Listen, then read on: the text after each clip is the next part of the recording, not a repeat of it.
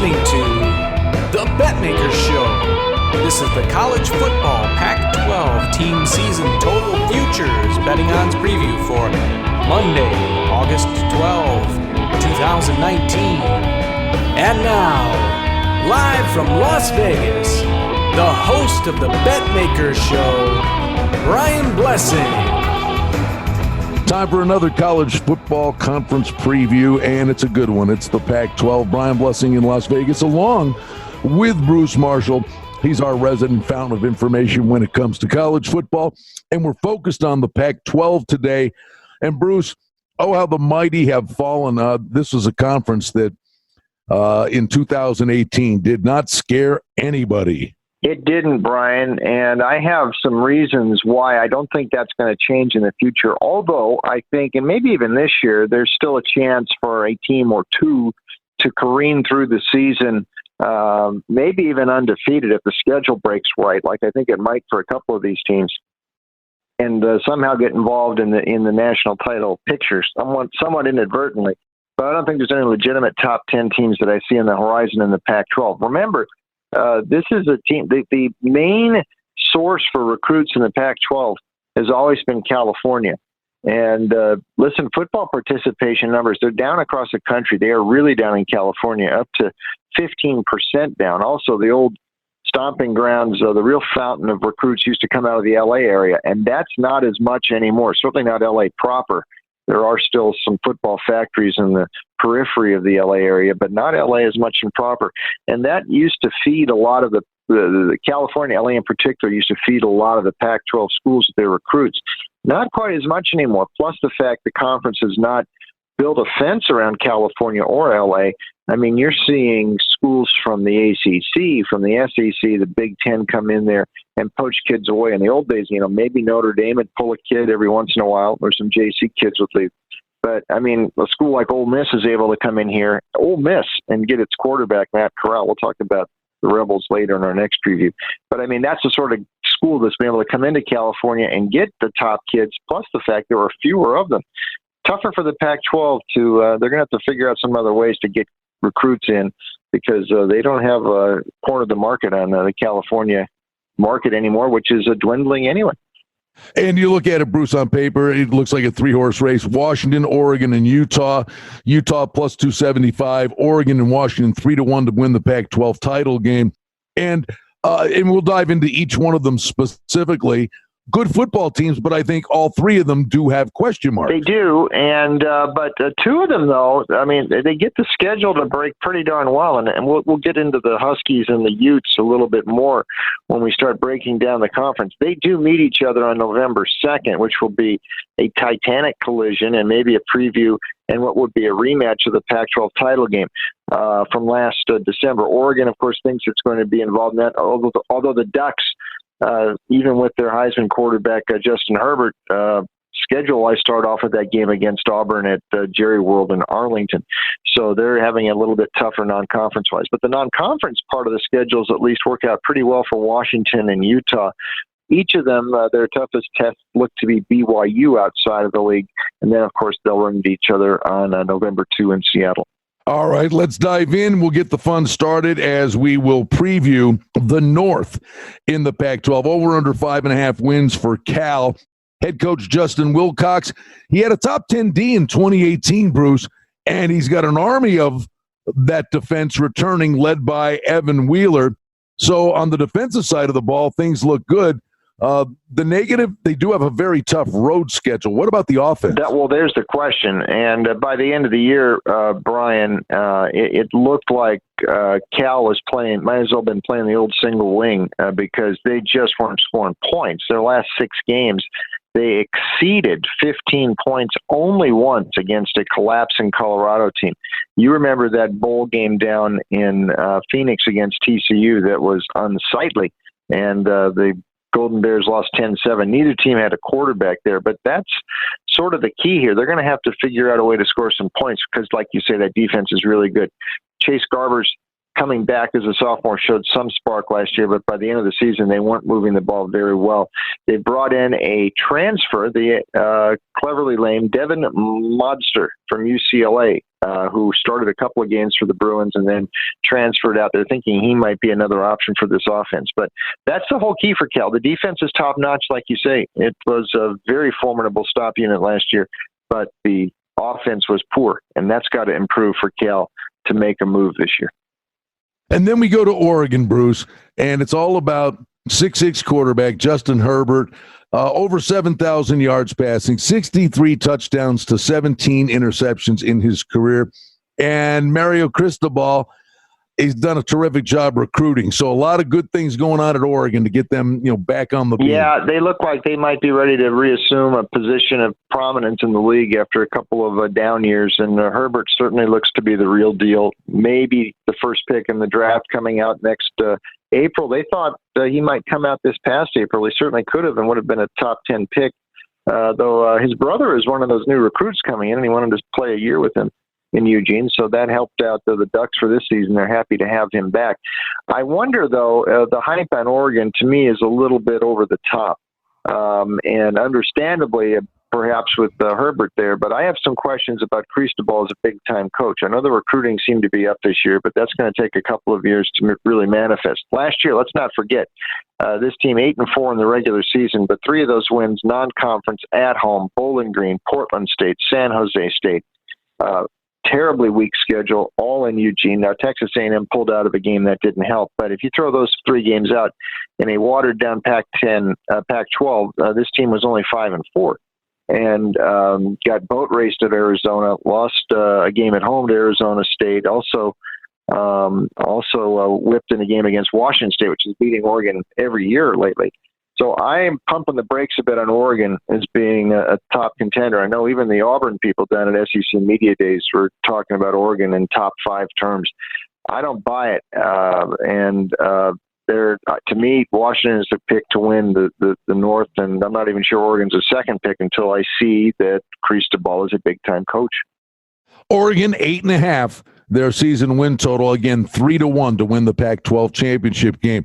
A lot of work to be done. The number tells you 2.5 wins over $1.50 at Oregon State for head coach Jonathan Smith. Defense was an atrocity in 2018, and he's got a 6-year quarterback that's going to try to at least help him on offense. But, boy, is there work to do here. Oh, man, is there a lot of work. And they could use a total overhaul there. By the way, change the uniforms back to the way they looked in the Dennis Erickson era. That they don't look good either. But Jonathan Smith is up against it now. He was a popular hire there, sort of. I mean, he was, speaking of Erickson, he was a great quarterback for some of Erickson's best teams about 20 or so years ago in Corvallis. And he had a pretty interesting career as an assistant coach. He'd been working for Chris Peterson, up in Washington. So he is pretty well regarded, but he had never been a head coach before last year. And listen, the Oregon State, when it has been able to resurrect, when the program got back on its feet in the late 90s, it was with some coaches who had some experience elsewhere. Mike Riley had been a head coach in the CFL and got them propped up. And then Dennis Erickson came in, and he had certainly a career where he had done a lot of big things in the past. And then Riley the second time came in. But you need a big-time coach to work at a place like Oregon State. I'm not sure Smith is it. You're right about the defense. It was an atrocity last year. They allowed almost 46 points per game. That's hard to fathom. And almost 540 yards per game. So the defense simply has to improve. We'll see if Luton can get healthy at quarterback and stay in there. When he's been able to stay on the field, he's been okay. But the offense still has been choppy, though Jefferson was a pretty good freshman running back last year and gained over 1,300 yards. So a little bit to be encouraged about, but big questions there. Open up tough with Oklahoma State as well. So I'm not too encouraged that things are turning around anytime soon in Corvallis. Let's move on to Stanford, Bruce. 7 under $1.50 the season win total. They lose Bryce Love and Arcega Whiteside. So they lose the great running back. They lose a great wide receiver. Quarterback Costello sticks around. Not going to have those kind of weapons at his disposal. And the one thing we always get from a Shaw coach team, usually they're physical and they're really good in the trenches. But last year, the defense fell off the map. It did fall off the map, and also they couldn't run the ball last year. I mean, they were down 123 nationally in rushing, and maybe part of that was due to Love being hurt so much last year. But they weren't stopping the run as good, and they weren't running the ball as well last year, and that has always been a staple of the David Shaw offenses. Now, they hope to get back to more of that this year. Bryce Love, like we said, missed so much of last year. They think they can run by committee to replace him, although Love was quite a threat when he was healthy. Cameron Scarlett is not bad. He's not quite Love, but they should still be able, if they can figure out the old formula again, to run the ball somewhat. But Costello, as you mentioned, I think he's an NFL prospect at quarterback. They like him a bit. I think he might even be better than Kevin Hogan, who we see kicking around for the Broncos this preseason, and maybe their best quarterback since Andrew Luck up on the farm. He is good. He may miss Arcega-Whiteside, though, who was a big-time threat. He's with the Eagles this summer, and most of his top receiving targets are gone. So a vote for Stanford is a vote just for the program continuity that David Shaw has been able to instill up there and keep this team relevant. Although if you look at the roster, you look at the returning starters and all, you think Stanford might be in some trouble. Also, not an easy first month of the season. Northwestern at home will be a challenge in the opener, at USC, at Central Florida, and then Oregon pays a visit to Palo Alto September 21st. So that's a pretty tough schedule. If Shaw comes out of there 2-2 or 3-1, he's going to be feeling really good. But it's not going to be easy, and I think Stanford can't pick them above the middle of the pack in the North. All right, Bruce. Washington's the real deal. The one thing, though, Chris Peterson, graduation, was the winningest class in the history of the school. Peterson's a terrific coach. He loses a lot, but this guy knows what he's doing. And he gets a stud quarterback coming in from Georgia, Jacob Eason. And I think they'll be fine there. The only thing that's a little concerning, maybe it's a lot concerning, but again, a vote on Washington is a vote on the head coach, and he always knew how to replenish, did he not, at Boise State? But he lost 9 of his 11 starters on D. He did. He's got some real reshuffling to do on that side of the ball, and maybe he can do it. And certainly his track record suggests he can. I kind of thought, Brian, that Washington, I know that was a decorated bunch of graduates that have moved on, but that they seemed to kind of peak back in 2016, and when everything seemed to fall into place, and Browning was putting up those numbers at quarterback, and Gaskin and all those guys on defense. But they seem to flatten out a bit the last couple of years, and they weren't quite as strong. They've not won a bowl game in any of those 3 years, so they're kind of reflects what's been going on nationally with the Pac-12 as the flagship program just hasn't been able to compete or beat other quality teams in bowls. But you've still got Peterson here. You mentioned Jacob Eason coming in from Georgia, where Jake Fromm has run off a couple good quarterbacks. Also Justin Fields, you talked about him up at Ohio State now a few weeks ago. But Eason is here. The question I have, though, for you, as you posed, though, is on defense. When you lose 9, I mean, that is still a pretty big slug. And even though they like what they have accumulated there, and a lot of the other players were involved in rotations last year, so it's not like they're completely inexperienced. A lot of juniors and some seniors are going to start on defense. That's a concern. But again, this is a play on Peterson. He's won so much everywhere he's been. And I think they have an upgraded quarterback this year. I think Eason, who, by the way, is from the Seattle area, should be ready for a big homecoming. I think they can challenge the Ducks, and the schedule breaks really well for the Huskies, too, including getting Oregon and Utah at home.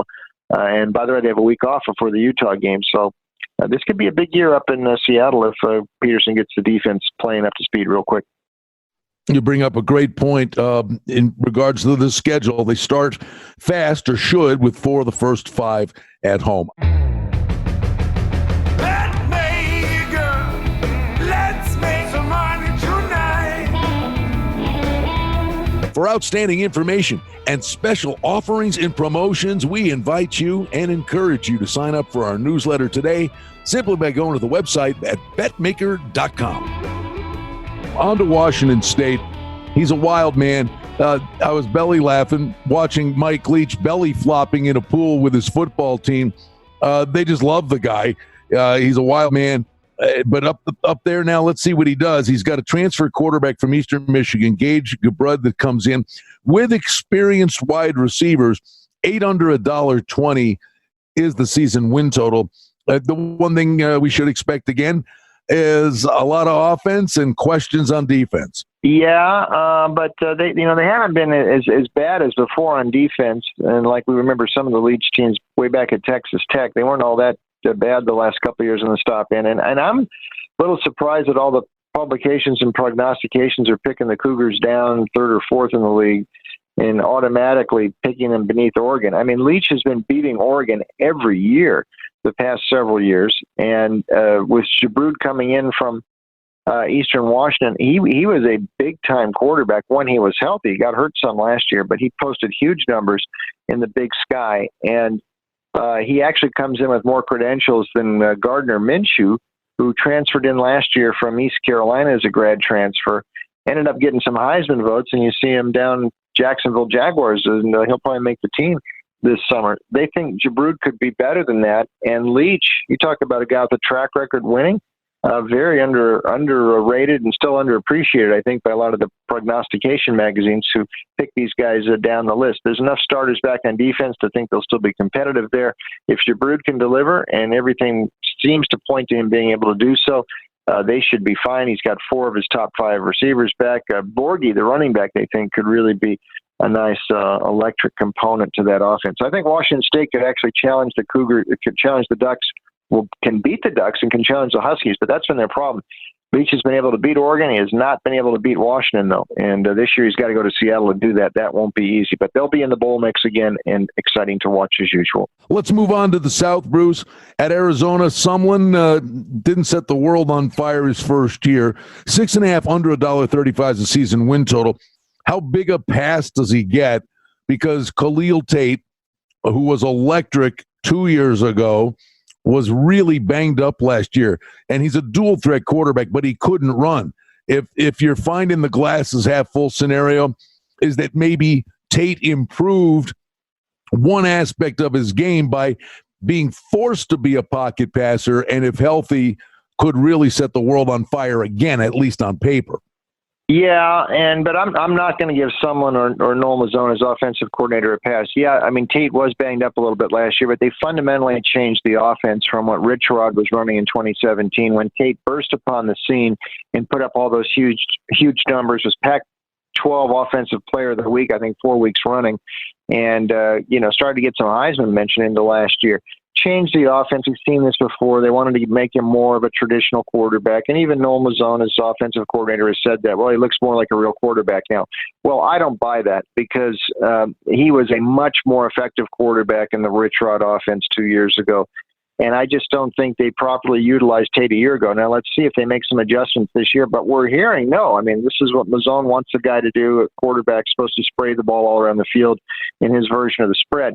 Listen, Sumlin, his track record since his first year at Texas A&M, when Johnny Manziel burst upon the scene, and he was running a spread. Credit to him, he brought in from Houston, which nobody else was really doing in the SEC in 2012.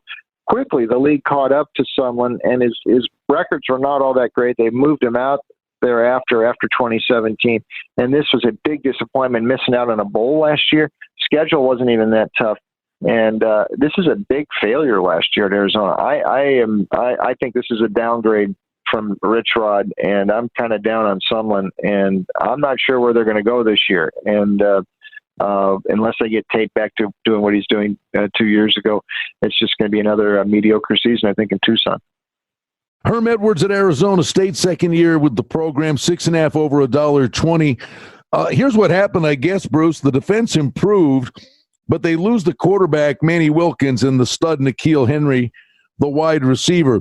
The good news is the offensive line's intact, and Eno Benjamin, the running back, could be a real workhorse. It's just simple, at least as a starting point. Arizona State on the way in strikes me as a team I'd be looking to play under the total.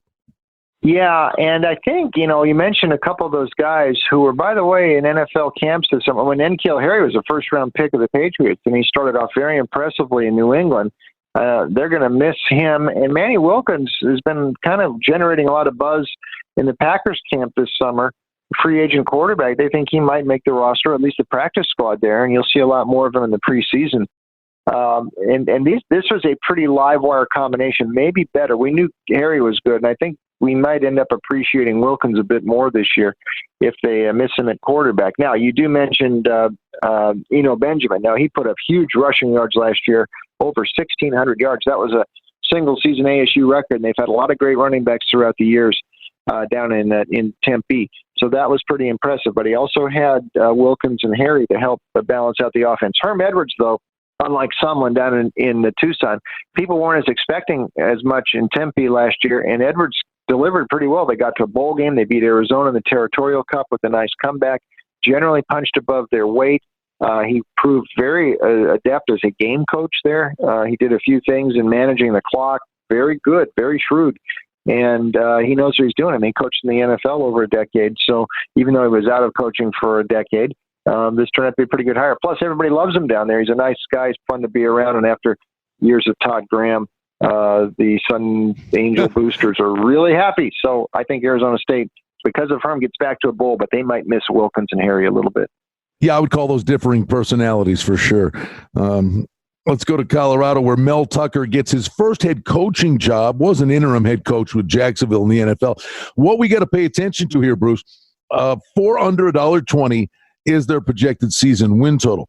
But quarterback Steven Montez, who's a pretty electric and flashy kind of kid, is going to be running a brand new up-tempo offense. I think you could be looking for a lot of points here in Colorado games as a starting point. I'd be considering them as a team I'd be looking to play over on a weekly basis.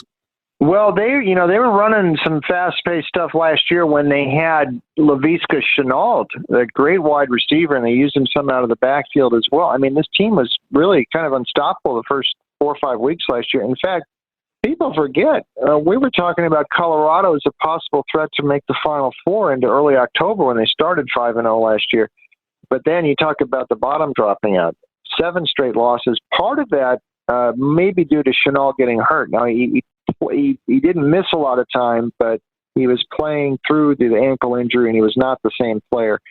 Having him available gives Montez maybe the best weapon in the Pac-12. And Montez has flashed enough upside at times to think that maybe this newer offense can work for Tucker. I don't know, though, about this hire of Tucker.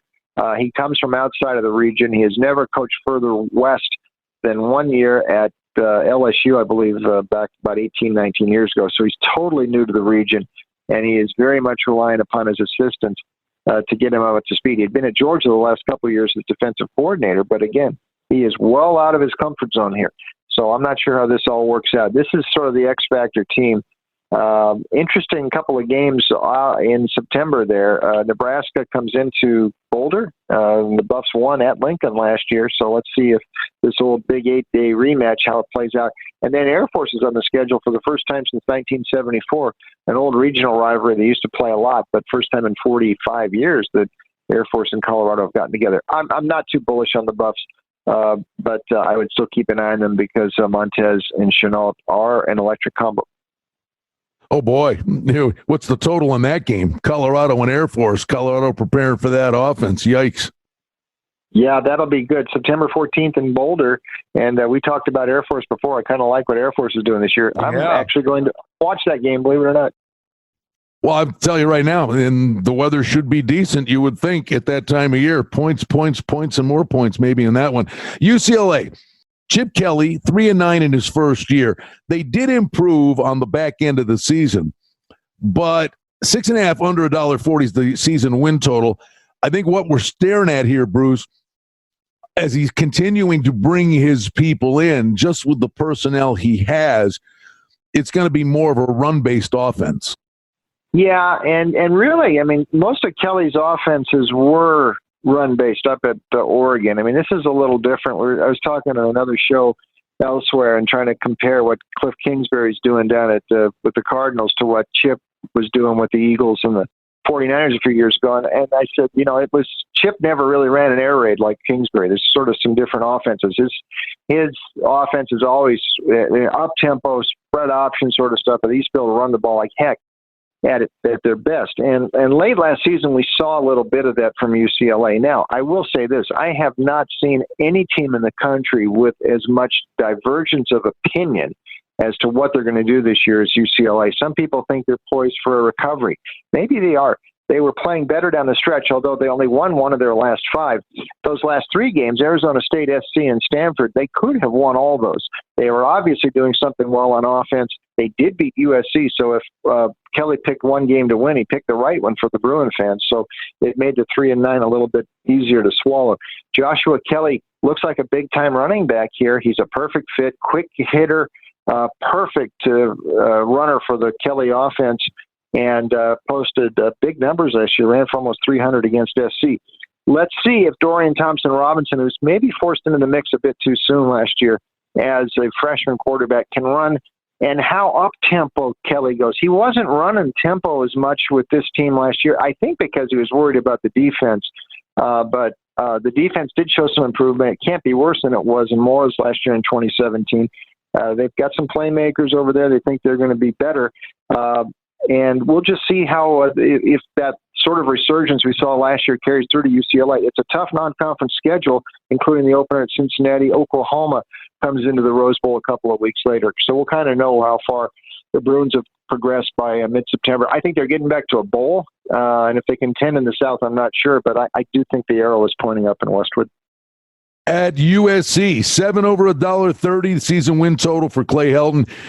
This was a program that was dominant at home. And how far have they fallen? They lost their final 3 home games last year. They get a new offensive coordinator to work with JT Daniels, Bruce.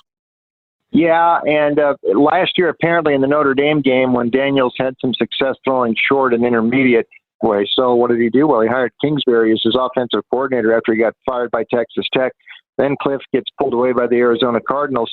So Helton does the next best thing and hires Graham Harrell out of North Texas, who also, like Kingsbury, was a Texas Tech quarterback and runs the same offense, and they're doing that last year in Denton with the Mean Green. So the blueprint's still the same. It's just Harrell is the guy implementing the offense instead of Kingsbury.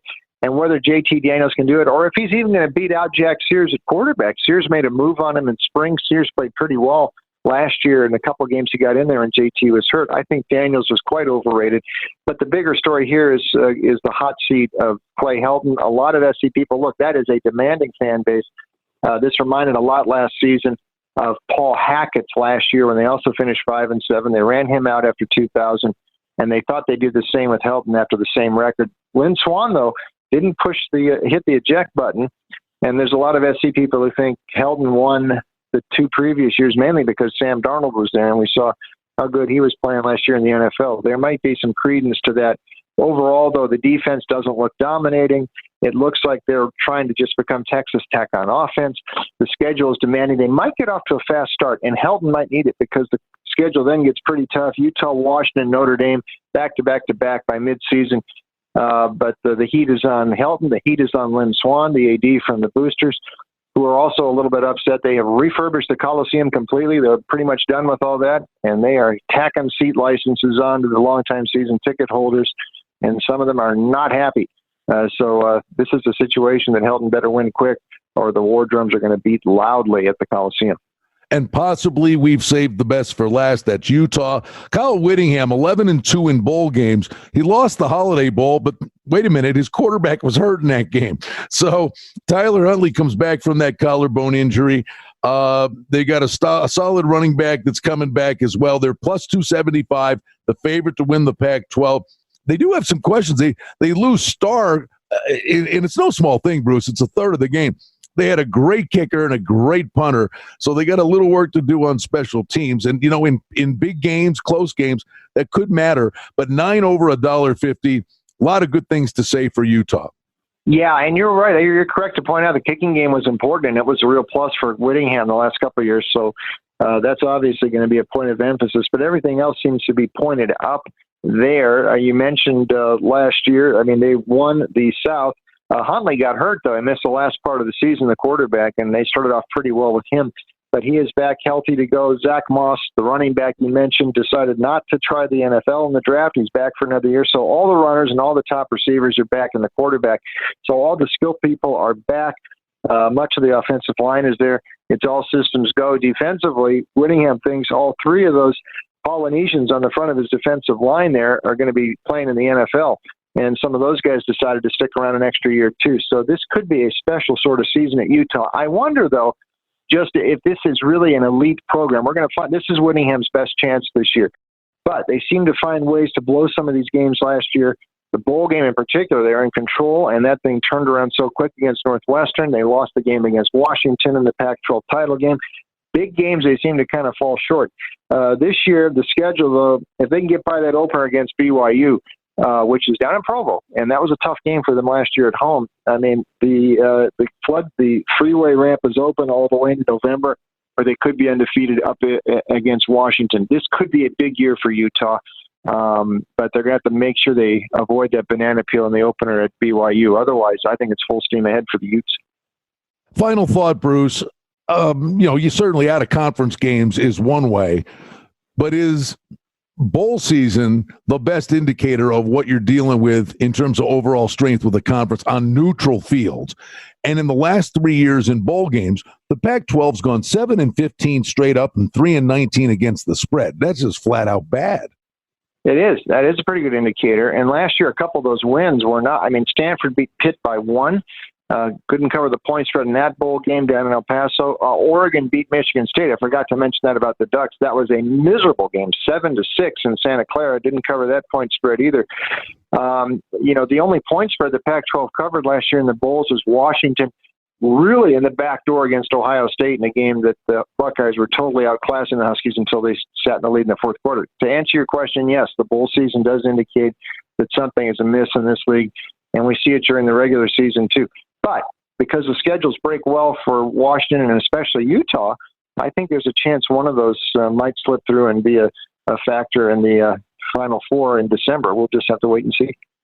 The information is always outstanding from our dear friend Bruce Marshall from the legendary publication, The Gold Sheet. Brian Blessing, Bruce Marshall. There you have it, a peek at the Pac-12. Betmaker, let's make some money tonight. Well, that's the Betmaker Show for now. We publish multiple times each week. We'd like to thank you for listening, and if you liked what you heard, please take a moment to leave a rating and review, or subscribe to our show feed, or share our show with a friend or two and help us grow the show. We very much appreciate it. Visit us on the web at betmaker.com. And reminder to sign up for the newsletter. Thanks to our engineer, Darren Vandermolen, and producer, Mike Gallivan. The Betmaker Show is a production of Cardinal Marketing Incorporated. Betmaker is a registered trademark. Any rebroadcast, reproduction, or other use of this content without the express written consent of Cardinal Marketing Incorporated is strictly prohibited. The handicapping and sports odds information contained on this podcast is for entertainment purposes only. Please confirm the wagering regulations in your jurisdiction as they vary from state to state, province to province, and country to country. Using this information to contravene any law or statute is prohibited. The podcast is not associated with, nor is it endorsed by any professional or collegiate league, association, or team. This podcast does not target and is not intended for an audience under the age of 18. If you think that you have a gambling addiction, stop this podcast now and please seek help. Gambling and betting on sports is a form of entertainment and should be about having a good time. But when done excessively, it may negatively affect other areas of a person's life, such as their physical and mental health, school or work performance, finances, and or interpersonal relationships. At Betmaker.com and The Betmaker Show, we're concerned about the addiction that gambling may cause, and for this reason, we encourage everyone to practice responsible gambling. An approach to gambling that helps you ensure that it remains an enjoyable activity. Here are the main principles of responsible gambling. Don't think of gambling as a way to make money. Always gamble with money that you can afford to lose. Set limits and stick to them. Never chase losses. Don't gamble when you're depressed or upset, and create a healthy balance. Always be aware of how much time you spend gambling or thinking about gambling. And do not allow gambling to cause you to miss out on time with family and friends or time spent on other activities you enjoy. By following these guidelines, gambling can be a good time and great entertainment. If you feel at any time that your gambling is taking away from important areas of your life, is causing you stress or depression, or is leading to financial losses that are beyond your control, please reach out for help. Learn more at responsiblegambling.org.